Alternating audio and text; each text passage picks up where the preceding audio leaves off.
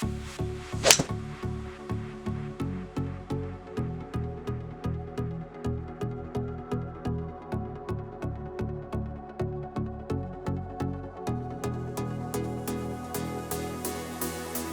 I'm Paul Jenner from PureForm Golf, and today's equipment review we're going to be looking at the new TaylorMade M1 driver. So when we do a review or testing at PureForm, I'll get a group of our staff to hit some shots with the current shaft they're playing against the best testing heads, and then we can benchmark that club or new product. Where does it sit in the range? Who's it going to suit?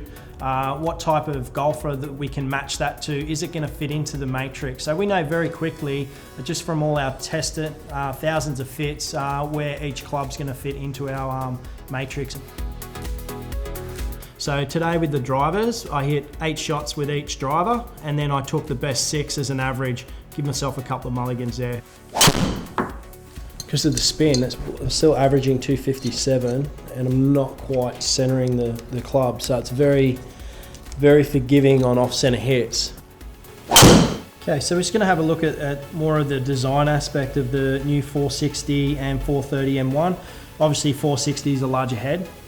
If you have a look at the size of the heads there, it's deeper to the back from heel to toe. The face is a little bit bigger there, and it's a little bit shallower than that one. If you have a look at the top of the clubs now, they've gone back to the carbon design. So what this does, it frees up a bit of weight that they can redistribute on the bottom of the club. We've got 2 tracking T-channels there. So we've got a face control, draw to fade bias. We've also got a launch control there. So you've got weight back, weight forward. I believe in the TaylorMade testing, it's 300 RPM, the difference in spin. So weight at the front spins lower, weight at the back spins more, obviously. The weight at the furthest back point creates the highest MOI, or most stability, in that club. We're looking at a 10 gram weight that's movable there, and a 15 gram in the front. The sole here is flatter, so the T-track is in a better position, so it doesn't move the center of gravity as much as the R15 when you move the weights around. So there's a lot of different settings. Key thing in a fitting, we're really going to be able to dial in someone's ball flight by reducing the face shutting or staying open, whichever way you want to move it, and also dialing in a little bit more launch or stability on the club there. Straight away, to me, the 430 was more appealing. Looks like a better player's club, sits better, but the results were quite different.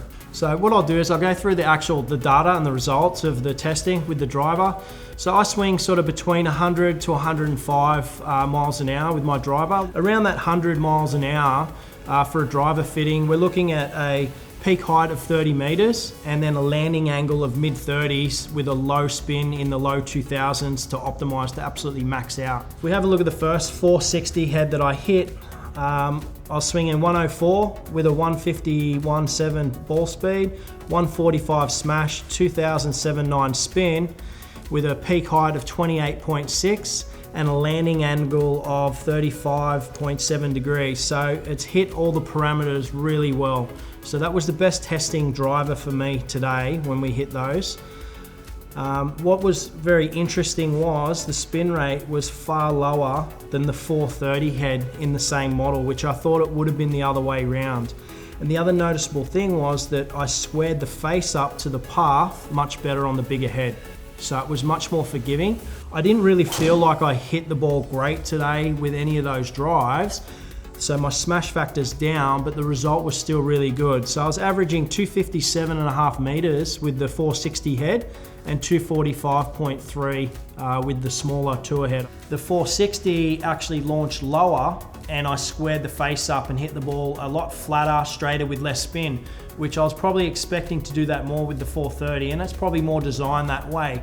But it just goes to show the importance of testing and going through a fitting process, because naturally the better player would probably just go for the 430 straight up without even hitting the 460 in some circumstances. So for me, the 460 was head and shoulders above the 430 for myself. Result wise, it was 12 meters extra distance, 700 lower spin rate, and a much tighter dispersion. So all in all, the 460 is the best fit for me.